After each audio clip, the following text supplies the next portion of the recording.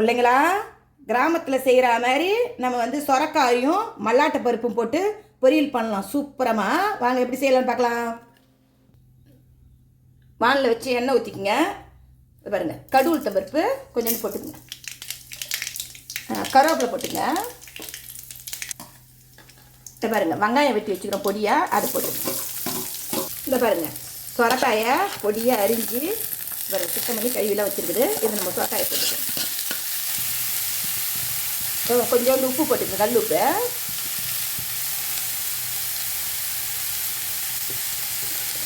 இந்த பாருங்க, மஞ்சாத்தூள் வந்து நான் அதிகமாக போடல, ஒரு சிட்டிக்கை போடுறேன். போடாட்டாலும் பரவாயில்ல, ஒரு சிட்டிக்கை நான் போடுறேன்.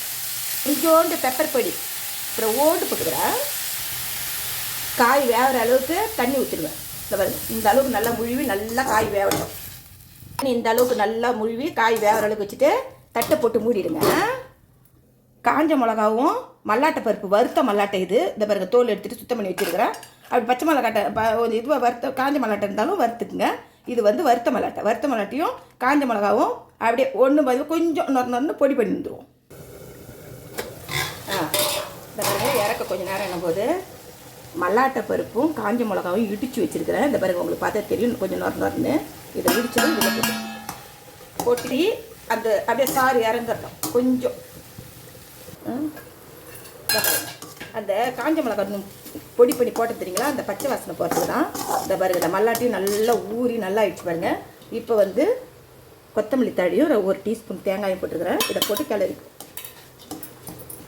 பாருங்க. வறுத்த மல்லாட்டையும் காஞ்ச மிளகாவும் நுணுக்கி போட்டு சொரக்காய் பொரியல் கிராமத்து மதிப்பில் நான் எங்கள் வீட்டில் எங்கள் பாட்டியெல்லாம் வைப்பாங்க, அதை மாதிரி வச்சுருக்கிறேன். இது அருமையாக இருக்கும். இது இந்த மாதிரி சொரக்காய் செஞ்சு சாப்பிட்டு பாருங்கள். இது வந்து அவ்வளோ அருமையாக இருக்கும். சாப்பிட வெறி வாயிலே சாப்பிடலாம். இந்த மல்லாட்டை வாசனையும் அந்த மிளகாவுடைய நெடியும் சூப்பராக இருக்கும். இந்த மாதிரி ஒரு நாளைக்கு நீங்கள் செஞ்சு பாருங்கள், உங்களுக்கு தெரியும். இந்த வாசனை, இந்த ருசியுடைய ருசியும் அந்த வாசனையும் உங்களுக்கு நல்லா தெரியும். பாருங்கள், அருமையாக இருக்கும். இந்த பாருங்கள், பாட்டிமாருங்கெலாம் செஞ்ச மாதிரி சொரக்காய் மல்லாட்டை பருப்பு போட்டு வறுத்து காஞ்ச மிளகாய் இடித்து போட்டு சூப்பரமாக சொரக்காய் பொரியல் செஞ்சாச்சு. இந்த மாதிரி செஞ்சு சாப்பிடுங்க பிள்ளைங்களா. பாய்.